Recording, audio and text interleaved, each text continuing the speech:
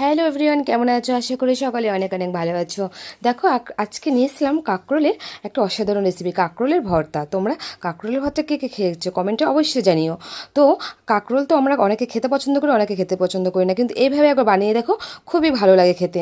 এখানে আমি নিয়েছিলাম 3টে কাঁকরোল, তার সঙ্গে নিয়েছিলাম পেঁয়াজ কুচি, রসুন আর লঙ্কা। লঙ্কাটা একটু বেশি পরিমাণে নিয়েছিলাম, যে যেমন ঝাল খেতে পছন্দ করো সে সেমন নিয়ে নেবে। তো তার জন্য কাঁকরোলটাকে একটু উষ্ণ গরম গরম জলের মধ্যে রসুন আর কাঁচা লঙ্কা দিয়ে আর নুন দিয়ে ভাপিয়ে নিয়েছিলাম প্রায় 10 থেকে 15 মিনিটের মতন। যখন কাঁকরোলটা সিদ্ধ হয়ে গেছিলো তখন আমি এটা নামিয়ে নিয়েছিলাম। নামিয়ে নিয়ে একটু ঠান্ডা করে নিয়েছিলাম। ঠান্ডা করে নেওয়ার পরে আমি এটা মিক্সিতে দিয়ে দিয়েছিলাম। তোমরা চাইলে শিলনোড়াতেও বেটে নিতে পারো।